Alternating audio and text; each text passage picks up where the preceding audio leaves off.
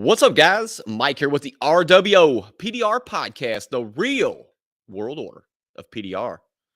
We've got a detail type episode tonight, episode 58. And I don't have a co host tonight. Jim, we miss you, bro. Get better. But first, let me introduce my guest. He currently lives in San Diego, California. He is the president of Owner's Pride Detail Products. He is the host of the Owner's Pride Detailing Podcast, and he is the winner of the Golden Mike Award from MTE 2022. He is my friend. He is Mr.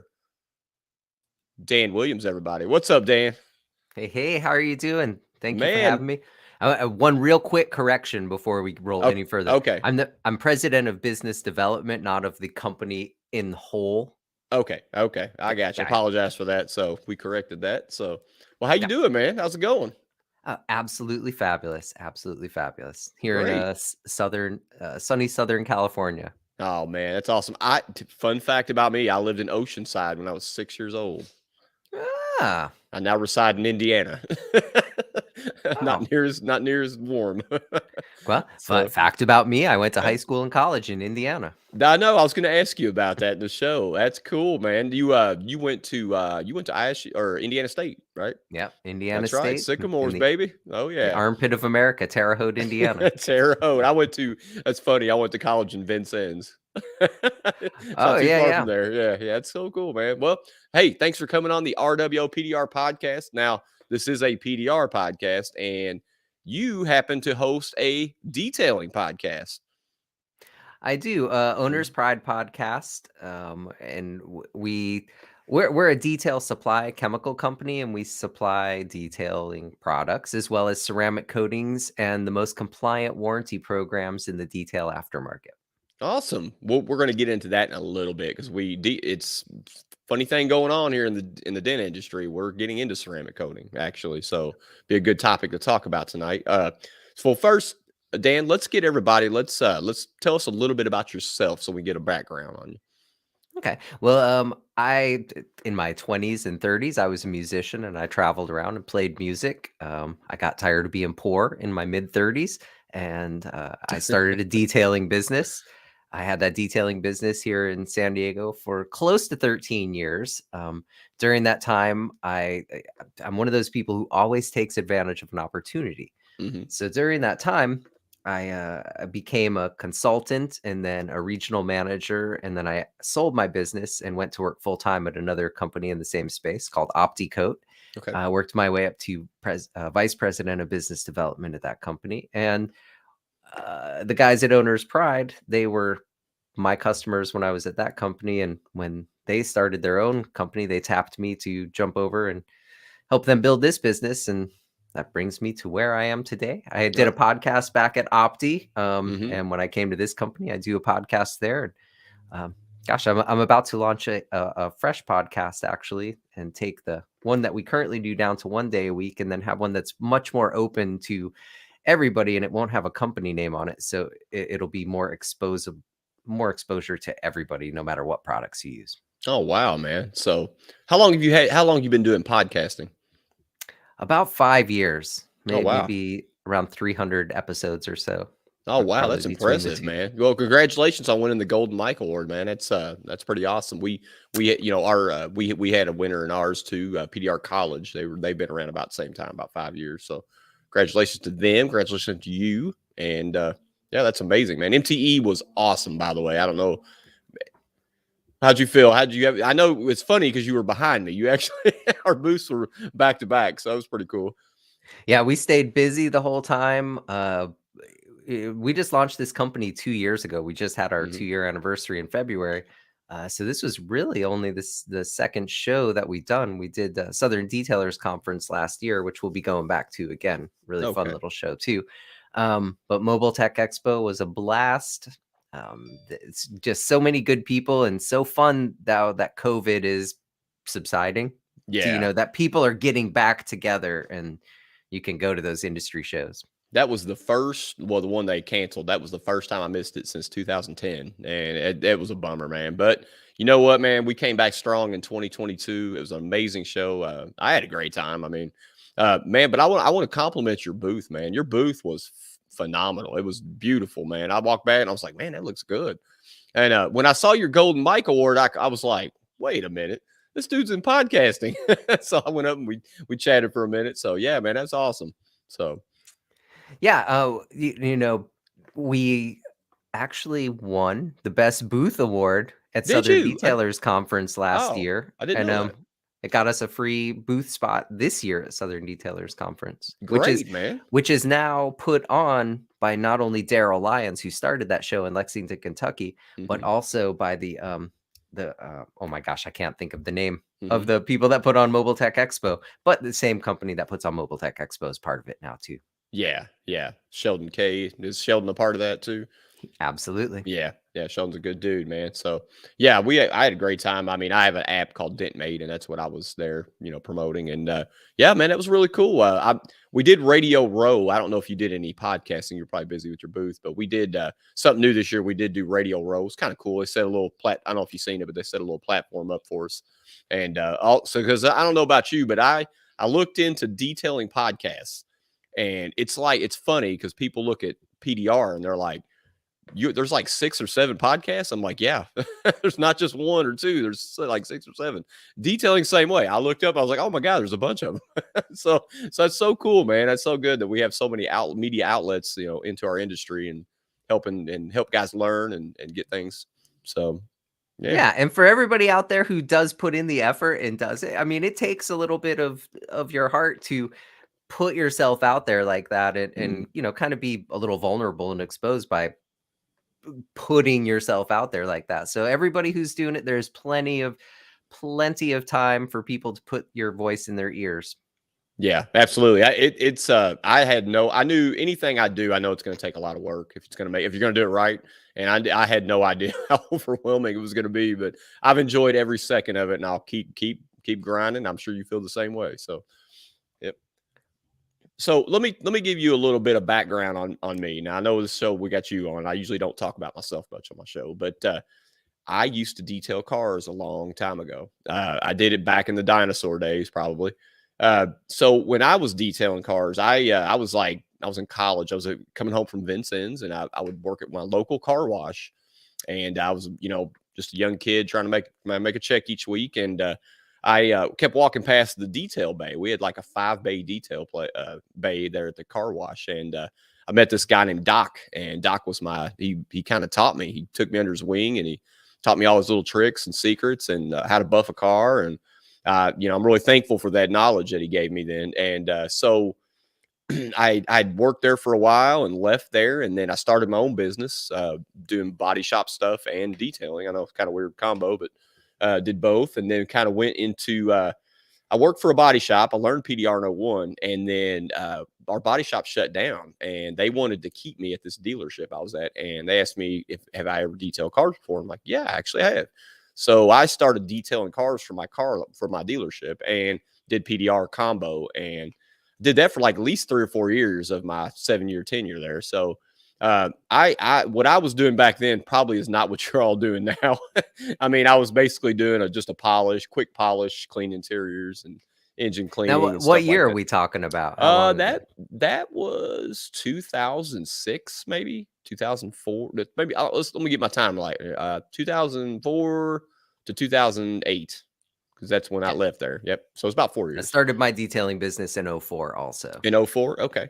So I said, but you're kind of right, as Yeah. in the time of dinosaurs. I mean, how much the products have changed and the Mhm. tools. I mean, with the implementation of the 21 millimeter long throw polisher that Rupes came out with, I mean, back then we had a Porter cable and one of the cyclos and rotaries, and that was really it.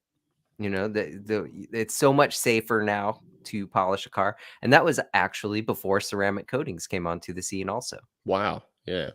So back then I was using a Makita buffer with a cord and just a rotor, just a whatever you call it. Just I mean, that's how I learned. And I used wool pad, switched to foam. Foam was like the big woohoo, so switched to foam, and Yeah, I mean, it was. I'll tell you something. Detailing is hard work. If you've never done that before, that is some extremely hard work. And I really broke my back trying doing it because I was forced to do 2 cars a day. I had a quota to meet, and like nowadays, some guys will detail a car, it'll take them a week to do it, just for all the intricate stuff that's done. And of course, you're gonna have to educate me on that. I'm not really. Like I said, I don't know what's going on nowadays. So my question to you is, how do you feel like the evolution of it from when you started to now? So Gosh, I mean, it, I mean, where to even start?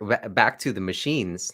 Now they have machines and polishes that you could put into a rookie's hand. Somebody, it's their first day, and they have to try to mess something up if they mess it up, really, Yeah. And so instead of the rotary, which creates a lot of heat and friction, and that's what cuts those holograms into the paint, hmm these emulate a hand that is, putting on wax on, wax off, and it doesn't create as much heat, but you get a lot of correction. So that's one huge thing. Second, the implementation of the ceramic coatings hmm have completely changed. When I started detailing, if you got $200, maybe $225 for a full detail that took you 5 or 6 hours to do, that was just pretty standard. Now people do a job that takes about the same amount of time, and they're making $1,000 of profit. wow, Yeah. yeah. I have people all the time leaving the corporate world and college degree jobs to open a detail shop because the money has changed. And paint protection film also is something that's really come a long way. People used to have those black clear, bras that were not the clear bras on the front of their cars. Yes, yeah. And then they started using the clear bra material, which was it's improved so much. You can put Mhm. it on and get longevity out of it without it turning yellow and cracking. Yeah, we deal with that with PDR when fixing dents with PPF, and it is challenging. You have to be careful. Um, excuse me. A lot of times, like I had a PPF that was matte finish. So what we would do to fix a dent, I would take a piece of clear tape and put over top of the dent, and then I would repair the dent and very carefully not mar up the PPF. So yeah, it's definitely a process to Hmm. fix. But Does go ahead. does it like so the PDR, you're going in from behind and massaging everything out with steel rods, Correct, right? correct. Yeah, the ability to glue is probably taken away. You could do it on the tape. I would probably not recommend that, but some guys are good doing. Some guys do that. I don't know. They use the clear tape, but Well, that's a where little where does tricky. that, and just this just for my own Mhm. personal, but how does that mess up, or why do you put tape over where the dent is to do that repair? Does it pop the PPF off as you're massaging it? No, no. What it does, it's visual. When you put your light on the car, a matte finish, it's definitely a different look. Because what it is, we Oh. have a light, and we call it the fog, and it creates like a fog reflection onto the paint. And some guys use lines, and that's not what I do. I use the fog. But when I have to put clear tape it's like putting clear coat over top of it, basically, and you're Okay. fixing it. Yeah, it gives you that effect. So. That makes a lot more sense. I was Mhm. for in my head, I was picturing a piece of, tape that you could not see through, No, like no, no, masking tape no, or no, not something. like box tape. Like clear packing tape's what we call it. Yeah. Okay, So so it has a reflection. Now I get it. yes, yes, that's what we do. Yeah. And so, but anyways, back to so a lot of dent guys. I got a few friends. They've got dent shops. I recently purchased a dent shop. I am now have my own brick and mortar after 13 years of being mobile.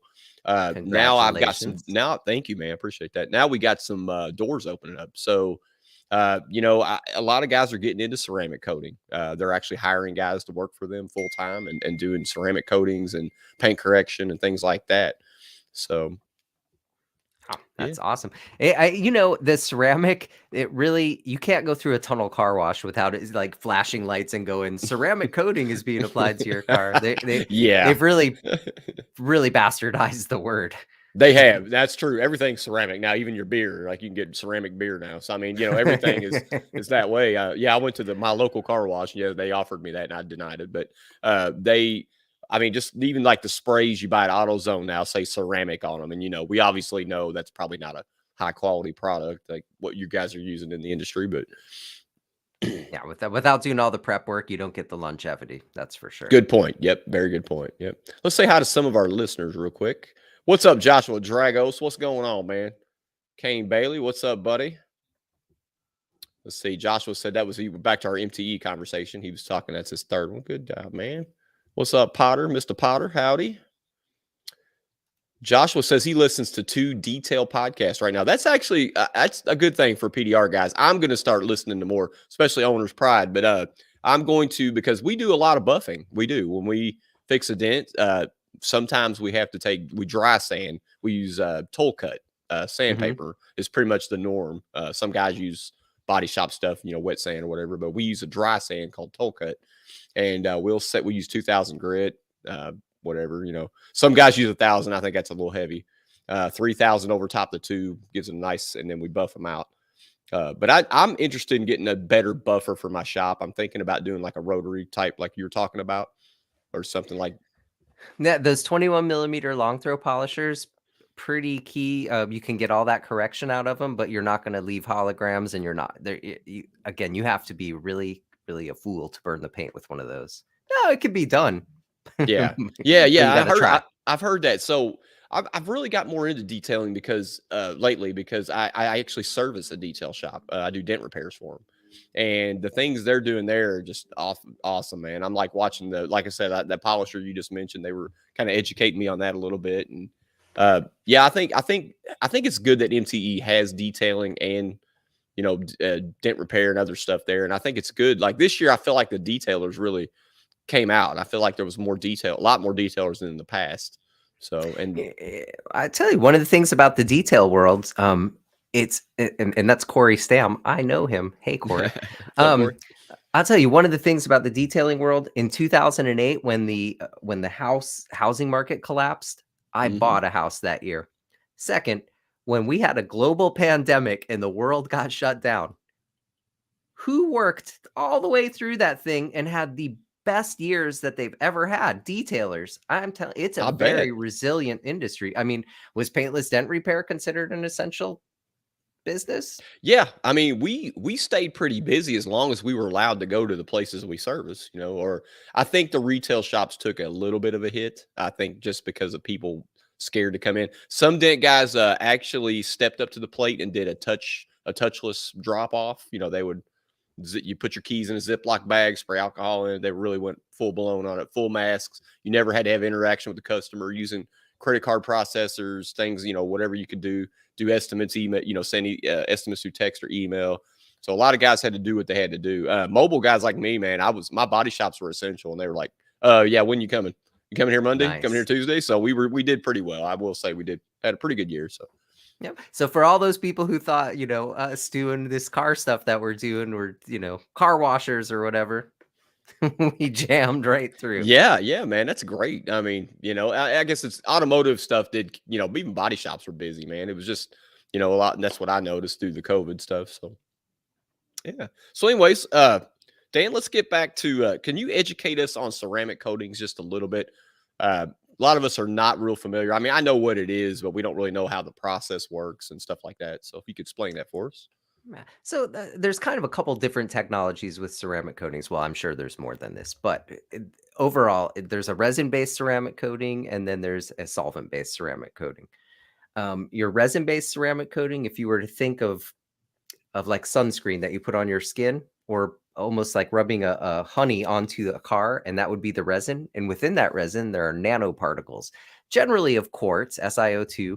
Sometimes they use titanium dioxide or a different substituent in there that they graft onto the backbone of the ceramic, which is a repeating chain of SiO, SiO, SiO. Now, in that kind, you put a thin layer of resin onto the car, and it has nanoparticles in it that kind of stop the sun and stop stuff from going through and damaging, like sunscreen. And then we use a different technology, though, and it's a solvent based. So once your panel is all prepped, you just put a wet layer of the coating onto the panel, and all of the ceramic chemically cross-links to the substrate and makes a silicon carbide crosslink, and then the solvent carrier beads up, and you just wipe off the solvent. But essentially, they're inorganic, and they either sit on top of the paint, where they're like almost glued onto the paint, or they chemically crosslink as ours does, and it adds extra hardness to your paint, a lot of chemical resistance against bird stains, bug guts, UV fading. It generally makes the cars more hydrophobic, although that sometimes waxes and wanes a little due to stuff sitting on the outside of it. Like if you drive through a lot of salt or a lot of road oil or something, you might have to clean the outside of the coating off too. But it protects all of the paint that's underneath from permanent damage. Wow. Yeah, that's a lot to that. I obviously kind of blew my mind. So like if so you explained both kinds. What is there a type? Is it a wax on type thing, or is this a spray like a? So generally speaking, once you get your surface all prepped, Mhm. and this is for the paint specifically, you put the coating onto the surface. The resin-based coatings will flash or kind of make a rainbow effect, and then you knock down the high spots, and the other one just sweats, and then you wipe it off. I see. But it's kind of like spaghetti sauces, right? They're all similar. They're all made with tomatoes, but then it's the other ingredients that you put into the sauce that makes it different. And that's all done by, the chemists who make them and the detailers who test them and give the feedback. Wow. Okay. Because that is something I am looking into. I do want to say that's my detail friend. What's up, Elijah? How you doing, man? Touch of Class Detailing, Columbus, Indiana. That's my boy, man. He Hey, another Hoosier.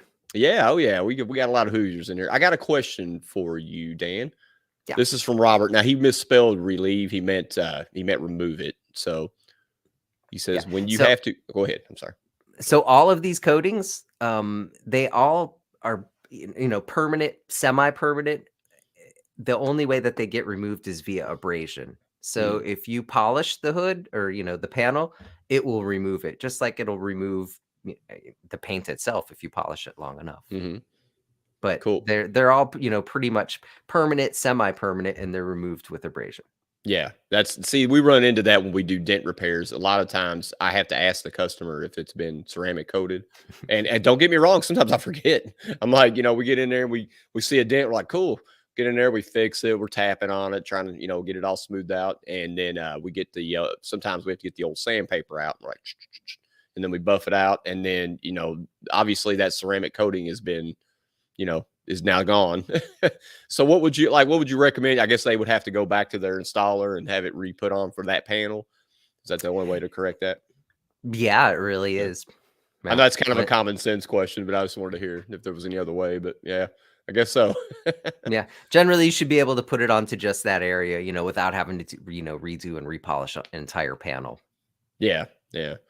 So, but yeah, it's something we run into in PDR, man. Let's see.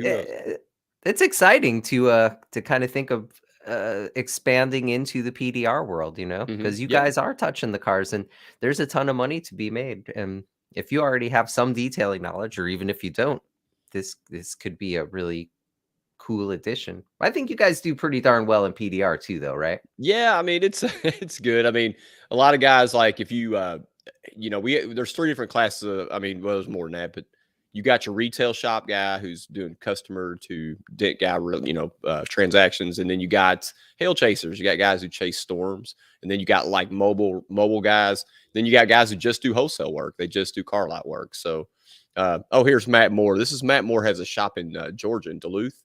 And he does a lot of stuff, tinting, ceramic coating. Let's see.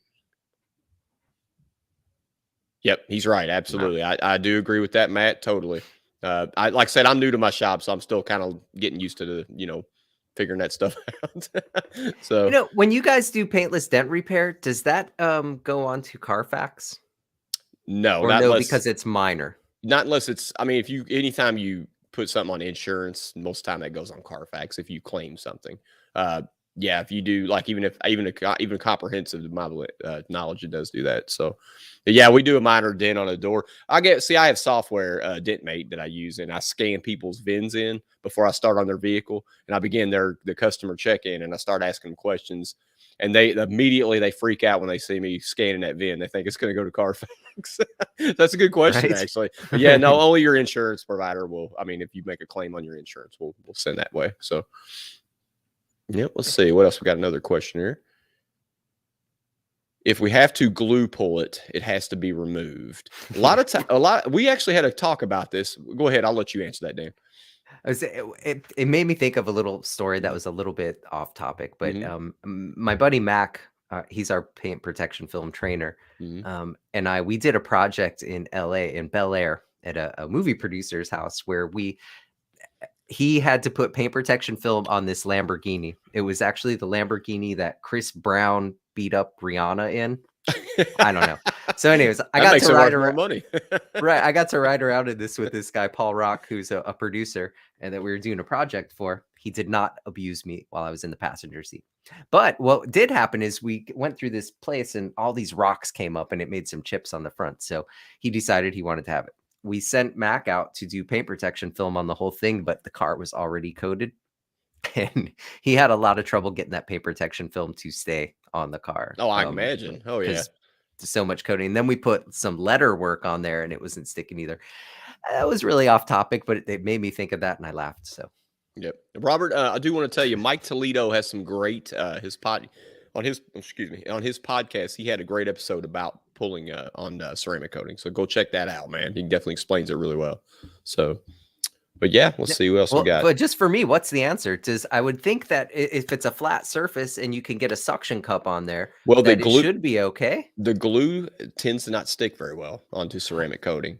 That's Okay, the it's key. actual glue. So what we do when we glue pull, we use hot glue. That's not just stuff you buy in the store. This is stuff you can buy from actual PDR companies have created glues for different temperatures and stuff like that. So basically, we clean it off. This is how I do it. I use 91% alcohol. I spray it on the vehicle. That actually clean it. I always prep it before I do a glue pull, and that makes the glue stick a little bit harder. So. Okay. Yeah. I can see where you may have some trouble if you got coating on there for it to stick. Yeah. I mean, you could, I mean, this is everybody does things differently. I usually buff it out, just like Robert said. Yeah. I'll usually hit it with the buffer. Yeah. Clean it with alcohol and buff it real good. And that'll give it so you don't, that way I don't think you're necessarily destroying it. No, I don't know. That's something a detailer would have to answer, but no, that works. Yeah. If you got to get it to stick, you got to get it to stick. Yeah, absolutely. But yeah, that's a little trick. Good trick there, Robert. Good tip. So let's see. Tim Green, what's up, buddy? What's going on? Robert said, okay. Cool. Yep. Go on to my next question for you. Drum roll, please. Yeah. So what inspires you to do Owner's Pride podcast? Well, I had done the podcast for Opti when I was there, and I really enjoyed doing it. When I came over here, they asked me to do one.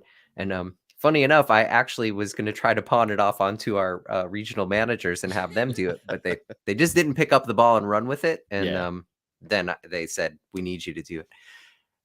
Honestly, it's one of the favorite things that I get to do in the world. Like I really like it so much, being able to try to bring useful information to people in the industry.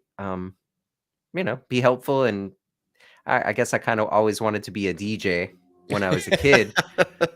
And it's sort of like that. I think we're blessed with radio voices. That's what everybody tells me. I'm like, I think I sound like a hillbilly, but okay. But yeah, like podcasting, like just for me, I mean, actually, I got Matt Moore again. Let me bring him up. Let me read his question to you.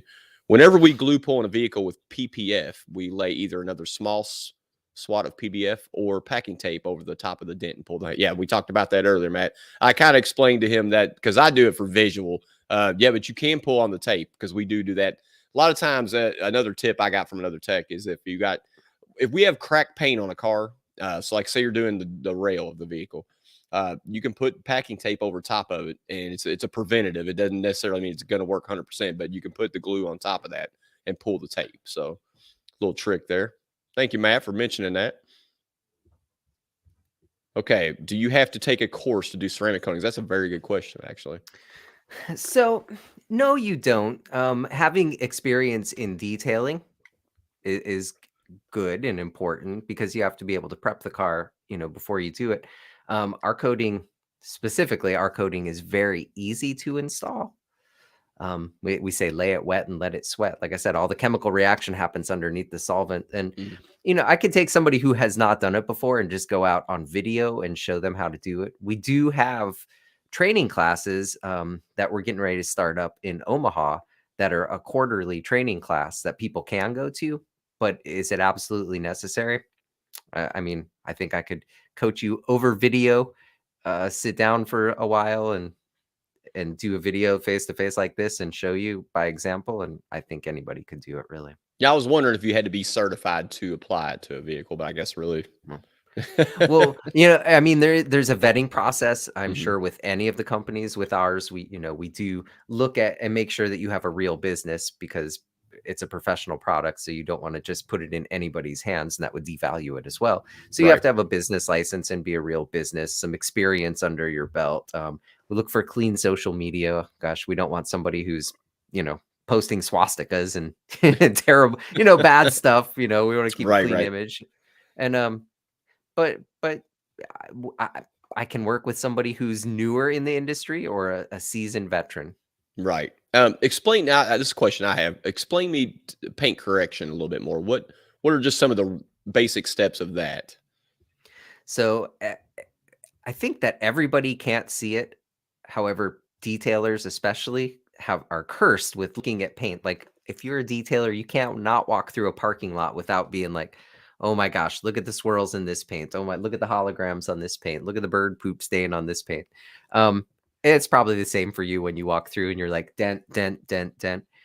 But it's just a matter of actually resurfacing the top, so you get all these little tiny swirls and scratches. And if you were to magnify it where my fingers make a V, that's Hmm. kind of what a scratch looks like. Yeah. And Yeah, I can see that.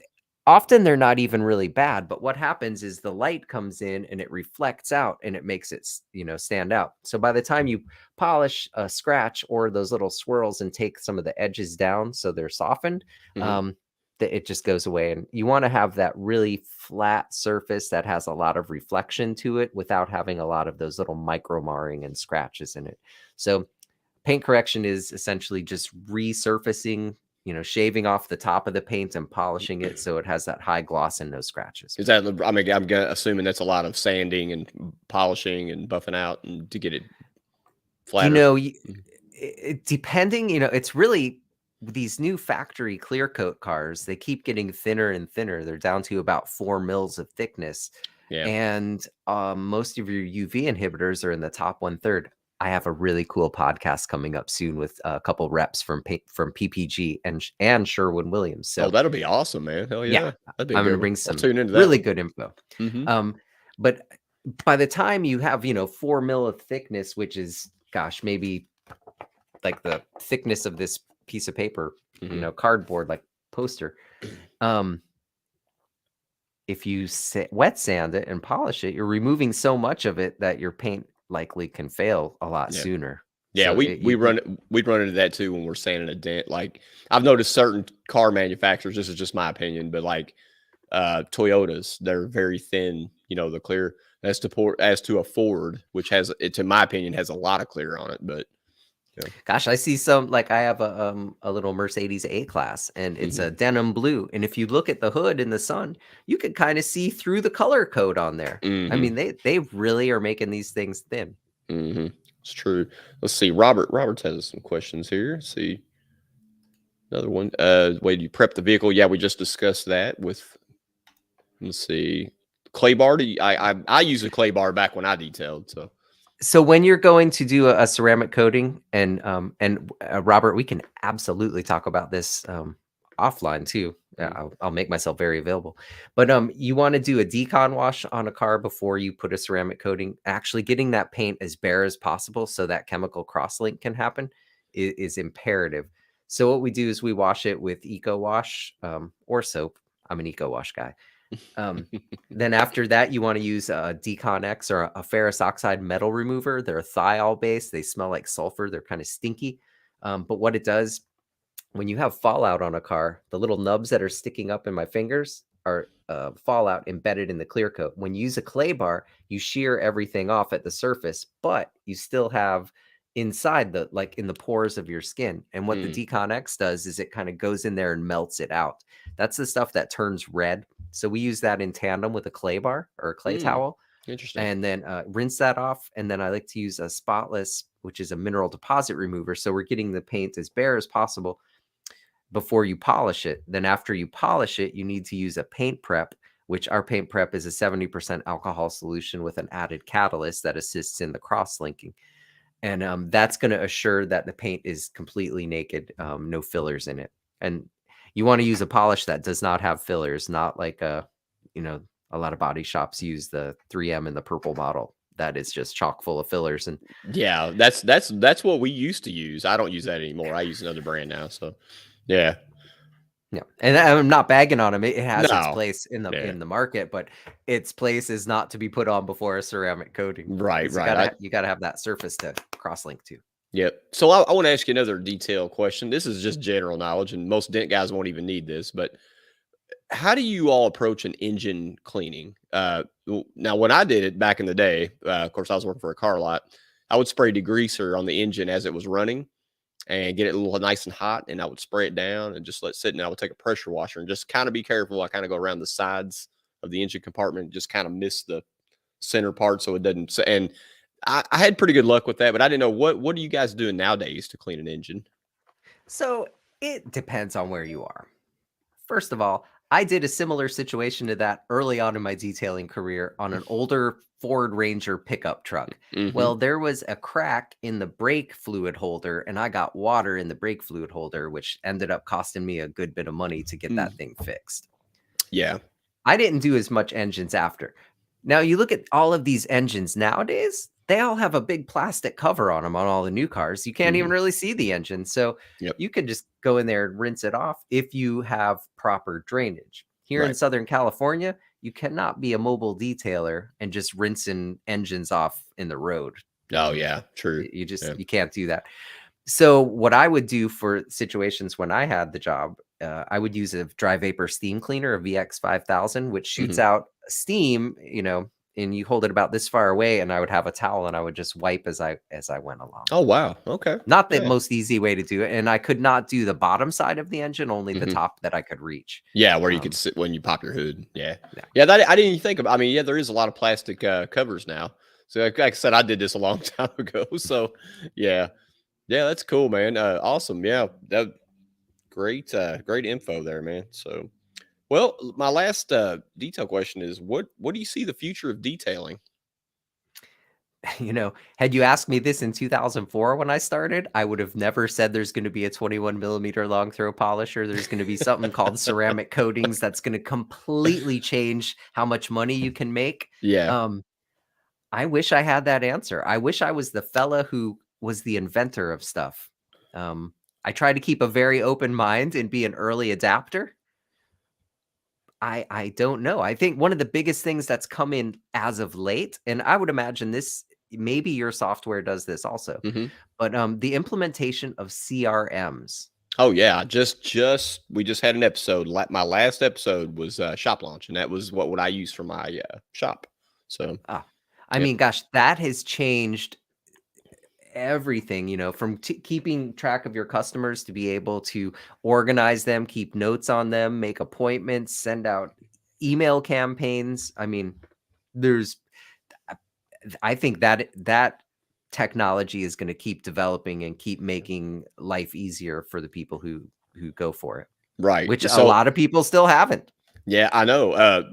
Softwares for our industry is huge. I'm not the only one, but dentmatepro.com, we use the app to measure out a dent and calculate what it costs per inch. We have different factors like is it on a body line or does it, is there laminated glass in the door? And we can add all these up and it gives us a price.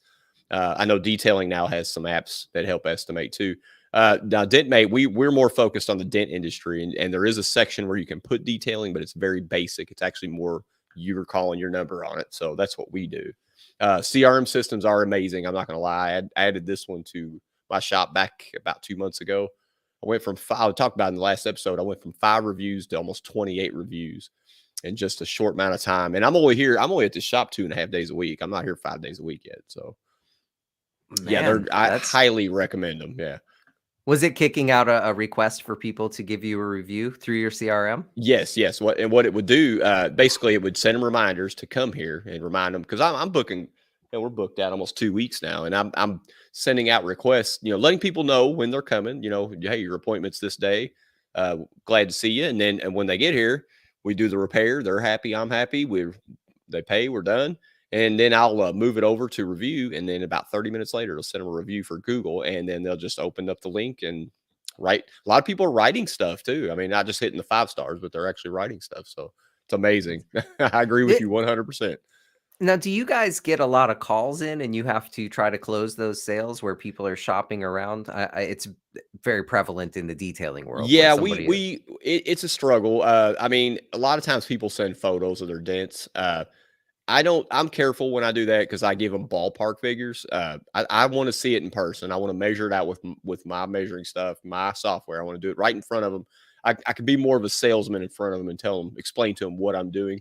But honestly, the future of estimation is text message. Everybody text messages now. So you just gotta tread those waters lightly and take a text message. There's great verbiage you can use now and kind of explain to the customer it's going to be, could be this price in between this price. That's kind of what I do. And yeah, that's about it. Yeah, I get people call me and they're like, hey, I got a dent in my Mercedes. How much would it cost to fix? Well, there's a lot of questions we have to be answered. And I mean, I don't treat them like they're dumb. I actually try to educate my customer and say, hey, look, I'd love to see it in person, but can you, ask them a few questions and I kind of give them an idea. So is that what detailing you guys do the same? Yeah, I think one of the big things and something that I preach to a lot of the guys is the following up is kind of where I was going. So with detailing, it's infamous where people are going to try to shop around here and there, and we get a lot of leads that come in for people who want to be an installer, and I have to follow up on those leads. I just didn't know, is it a lot of following up to close the sale for you guys, or is it pretty much that one call and it's either a yes or no? Really, yeah. I mean, it just depends on what's in their mind. I mean, again, I like to do in person to actually sell my work to someone. They understand. I explain to them how we're going to fix it, the process, and a lot of people, we do insurance work too. So, a lot of people are scared, with their insurance. They're worried about Carfax and deductibles and stuff like that. So, I mean, I try to get them to the shop. I guess what I'm trying to answer that. I try to get them here as much as I can. If they live real far away, I try to cater to them as far as pricing. But you got to give them an idea because some of them get this idea that we just pop out dents, and that's not. When we hear that term, we cringe. We're like, dents don't just pop out. They're imagining the late night television commercial where you just like have a piece of plastic that you. Yep. Robert. With the suction cup. Robert says, yes, I actually have this built into my message. If I don't answer, to send pics until I get back with them. Yeah, that's good. That's good, Robert. Oh yeah. Yeah. You just got to tread those waters lightly, man. Just because you don't want to, you don't want to overprice yourself. You definitely don't want to underprice because that can happen. You show up and it's way worse than it should be, but it happens. But yeah. Do you have a really good story about that happening to you? Yeah. Actually, it happened here. I hired my sister here at the shop.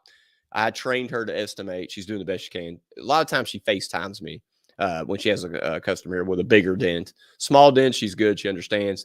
We had a Dodge Dart show up. It was a 1970 Dodge Dart. And I was at MTE and she knew I was busy. And she was like, I just don't want to bother Mike. I just don't want to bother him. And she went ahead and went on a gung-ho and went ahead and just estimated the car. She didn't do a bad job, but it was a little bit lower than it should have been. But considering the car, it's a 1970 Dodge Dart. That's something I need to see. That's a specialty type car. We're not doing a Kia. It's not something newer.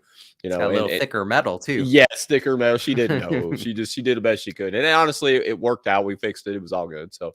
But yeah, I mean, yeah, you can run into that for sure. I'd say I had somebody call me and they ran through some paint. They ran over paint and it was there. Like, can you come and get it off? I think I quoted them like $125. Oh. I showed up at about 8:30 in the morning. When they were done working at 5 o'clock, I was just wrapping up. Had to cancel all the rest of my jobs. They did not tip me $1 extra over what it was. It was on the wheels, in the wheel well, all down the side of the car, front and back. On the passenger side. Oh yeah. Take a look at the vehicles in person before you send them a solid number. That stuff's a pain in the butt. Is that yellow stripe paint that gets on the car? Is that what you're talking about? It was the white paint. White, yeah. Same stuff. Yeah, that It was a stuff's a mess. pain in the butt to get off. Oh yeah. So, all right, man. Well, I'll tell you what, Dan, it's that time for our show, man. It's the section everybody loves. It's time for 5 stupid ass questions. Are you ready for this, man? A lot of Let's these do are it. not car related, so we just kind of want to get to know what you're thinking. So, number 1. Okay. Would you rather get body slammed by a pro wrestler or kicked one time by an MMA fighter? Where am I going to get kicked? Good question. Let's say the shin. Whew, I guess I'll take the broken leg in lieu of the broken skull. Well, pro wrestlers, I'm going to take the pro wrestler because wrestlers, they actually, even though I know it hurts when that gets done, there's no way it doesn't. But those guys actually do that stuff to, not to kill each other because it is a performance. So Yeah, I'll take the body slam. I'm gonna lift the leg and let him sweep the leg. Yeah. I'm going down quick. Right. Yep, one of our users is body slam all day, buddy. Hey, I want to say rest in peace, Scott Hall. RWO, if you guys see that, you all know I obviously was inspired by wrestling of the NWO. So he died this week. Hey, Scott Hall, man, rest in peace, brother, man. All right, so question number 2: The Godfather or Goodfellas? Which one you like better? Godfather. I struggled with this one. I have more lines probably that I know out of Goodfellas, but Godfather. I'm going to say Goodfellas, man, even though Godfather was an amazing movie.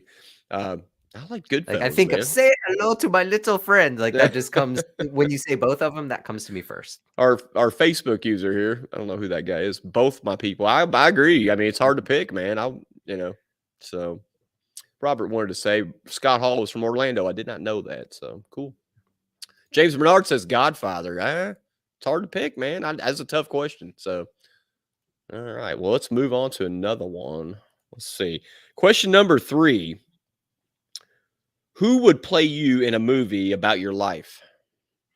Choo. I've actually had this question on the show before. Holy moly! Eddie Munster. Eddie Munster. Is he a human? Is he an actual person? He's a monster.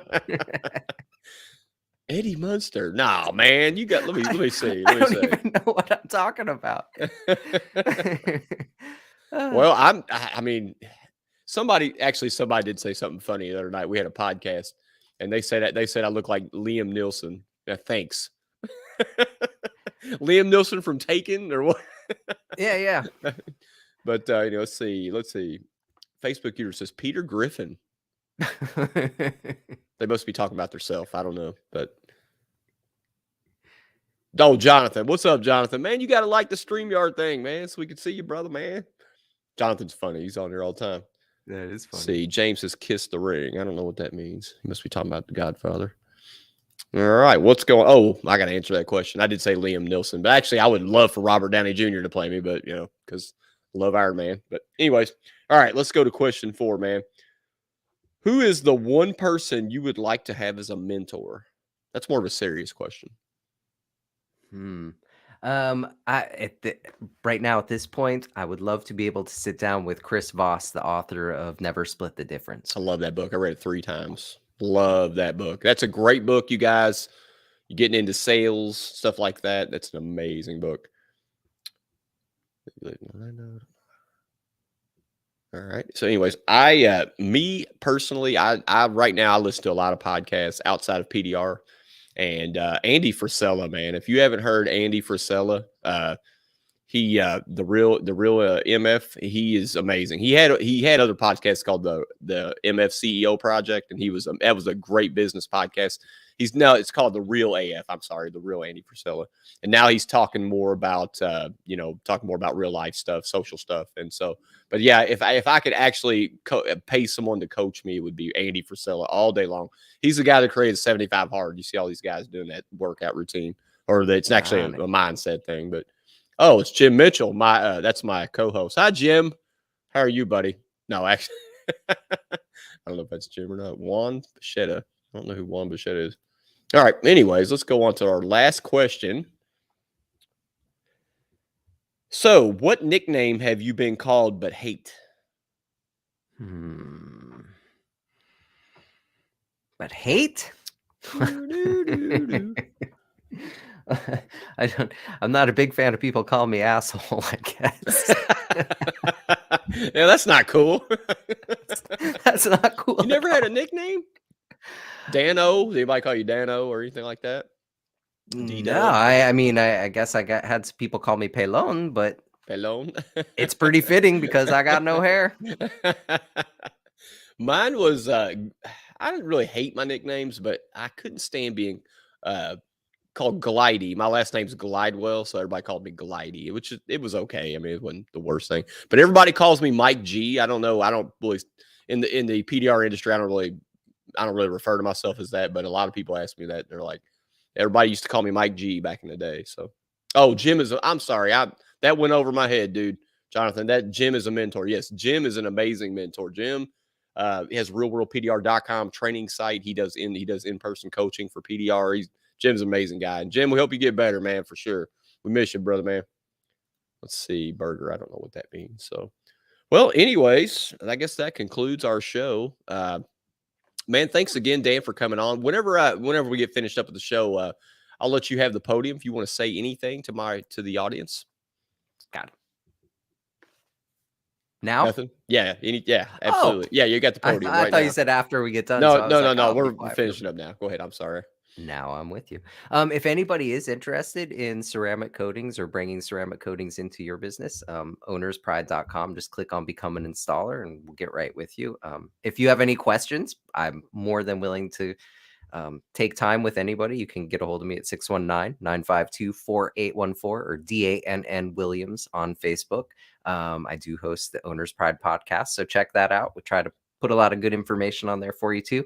And at Owner's Pride, we're actually getting ready to release a new warranty program for paintless dent repair. Oh, nice. So it's going to have unlimited paintless dent repair, which is going to be a really cool add-on to our exterior ceramic coating. So I'm super excited about that. Let's talk about that another day. I actually do want to talk to you about that. So cool, man. Thanks for mentioning that. So, all right, guys. Well, let me give a shout out to our sponsors, realworldpdr.com, the industry's hottest training site.